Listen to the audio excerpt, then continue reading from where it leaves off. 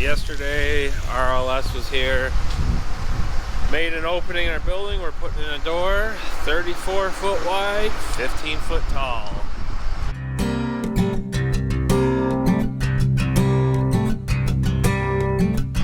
This building here is in transition. It's still going to be an onion storage, but short-term onion storage, and then use it for a shop and storage for other products and supplies in the future.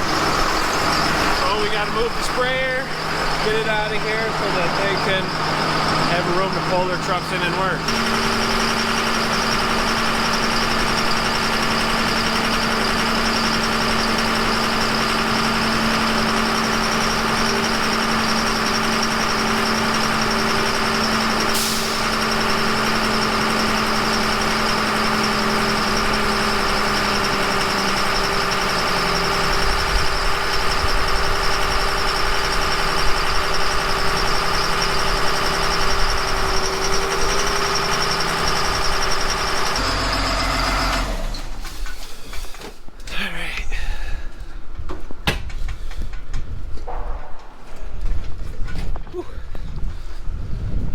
Not that cold.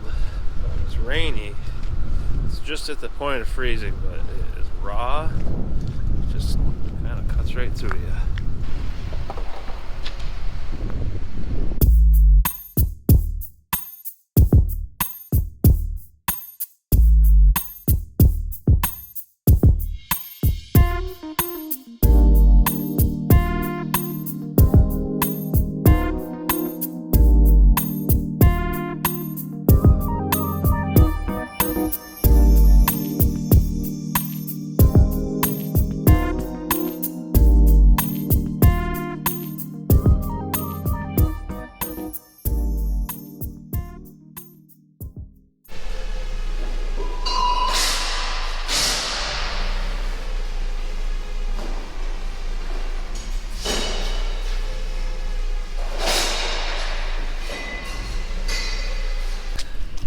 Martins have left.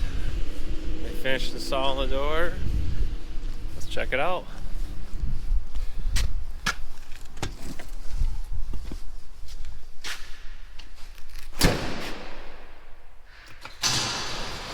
Wow.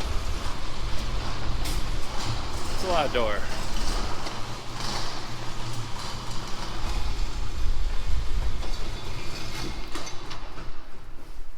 Cool. Sensors at the bottom.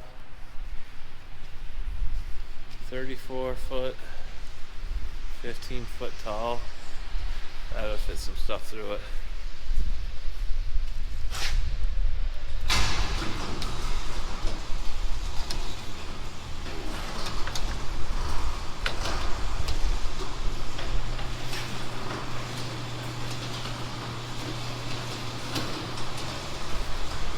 Starting to come together. So you might ask yourself, why do you need that big of a door? Well, our current situation at our main shop is that that's an 18-foot door. You cannot get all of our equipment in an 18-foot door. So you have to wait for certain times of the year when the weather's good enough to work outside to work on that equipment. Well, that time passes you by because you need something ready for spring planting or fall harvest, and you couldn't get it done in time. So this is a transition towards a new shop. This is still going to be an onion storage for the year coming. Eventually we will like to transition into this building being a shop full-time, but that would take us adding on to another building to accommodate for onion storage. But for the time being, it's a temporary shop at times, and then it goes back to being an onion storage. We're working on our sprayer planter. We're gonna get our onion planter over here shortly and work on it here, wrap up the corn planter here. So more action to come. And I don't know if you've noticed, but my audio has really sucked lately.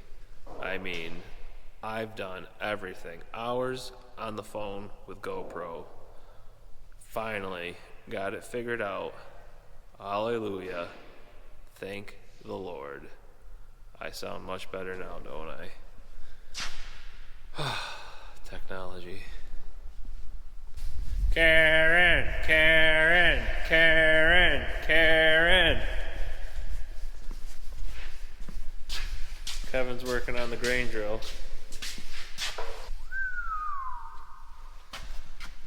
Replacing all these feed cups. Those were wore out, and now we're threading the new ones on the shaft. And by we, I mean Kevin. Were those old bushings wore out? Those spacers, washers? A little bit or a lot of it? How many bits? Just a little? I wanted a lot of wear and feel like I'm doing a really good job. Oh well. Okay. Tomorrow. Bye, Kevin. Wow. That's a nice idea. Who'd ever thought you could pull your tools up to where you're working?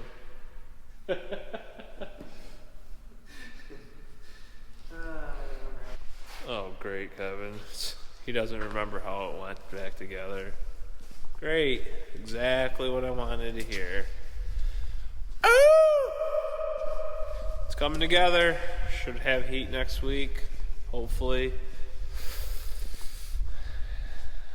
Yeah. Start working on some stuff in here. Alright. Until tomorrow. Today, we're grading medium yellow onions. Let's check it out.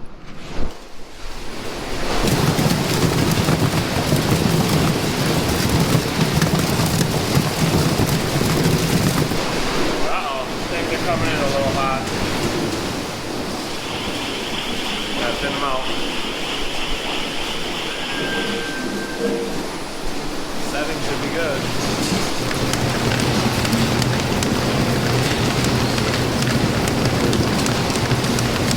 Those should be 1 deep, not 2 deep.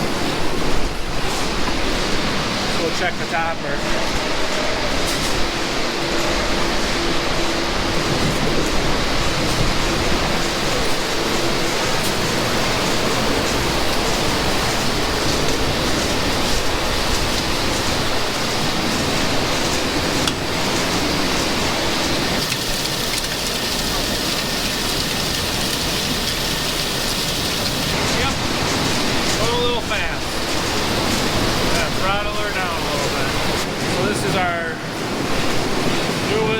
Favorite variety, Hamilton. Nice, round, hard, yellow blow. Good onion. And storage capabilities are great. That basil plate, a lot of onions right now, they will be cracked, and you can start to see roots develop, because they're starting to wake up after being dormant for so long. This is staying dormant, staying nice and hard. That is a good thing, because when you get onions that start to sprout in storage, it doesn't end up very good. The shelf life is cut down tremendously. So this is what we're making today.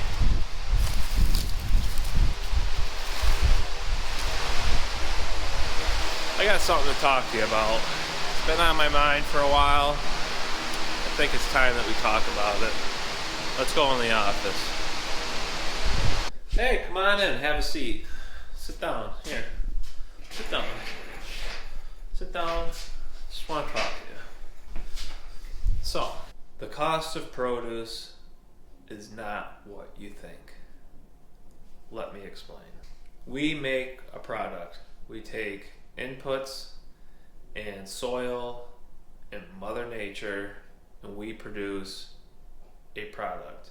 When we go to sell that product, we're told by the buyer what our price is. That is not something that we know the year of the growing season. It's when we bring it to market, we're told what the price is what our return on our investment is going to be at that point. What dictates that market is supply and demand. If you have a high demand and a low supply, your price will be better. If you have the opposite, low demand and a high supply, it's a race to the bottom. So we supply a repacker. We sell wholesale only. We sell in 2,500 pound totes, sometimes smaller bags than that, but for the most part, 2,500 pound totes is what we sell in. So we ship that to the repacker. That's part of our pricing. We ship that to the repacker. The repacker receives that. They have to process it. They have shrink, because we are taking it to US number one, or trying to, which doesn't always happen. This is growing outside, so there's a lot of variability in it. They take out the shrink, they put it in a package, and when they ship it, it goes to the warehouse where it gets distributed. Where it goes after the repacker, I don't know. I grow onions and I sell them to the repacker. I'm not in that business. But when I go to the store and I see our produce on the shelves and it's 7 times more than what I sold it for, I actually produced that onion. I made it. The actual product was made, and it had to be handled from that point on. It doesn't make sense to me. But today's pricing is very similar to the pricing when I was knee-high to a grasshopper. When I was a kid, the market where it is now is about the same. It does go up, it does go down. Some years you have less of a crop and the price is up, and some years you have a big crop and the price is a little bit lower. But the pricing today, 20 years ago, it was okay money then. Today, it's not great money. Our input costs from 20 years ago till now has increased by 2.3 times. We're selling onions at the same price with twice the 2.3 times the cost.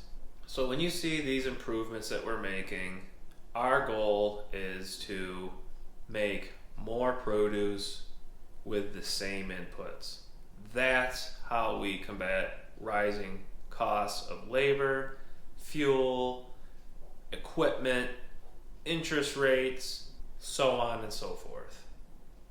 That's why we adopt a lot of precision ag, because it saves you money in the long run with your applied chemistry or your applied fertility, and we try to under apply rather than over apply without sacrificing production.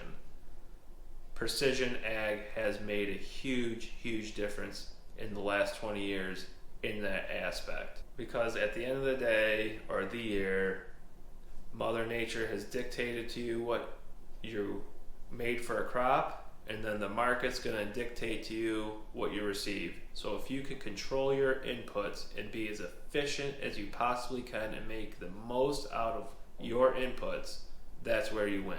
With all the overhead that we have to produce. If you have an off year, that 1 year might not put you under, but it could really hurt and compound into a failed business. We have to produce every year, bottom line, to be successful, to provide for our families, and provide produce for your families. You, the consumer, drives the market. Knowledge is power. Please follow along, and we'll see you next week.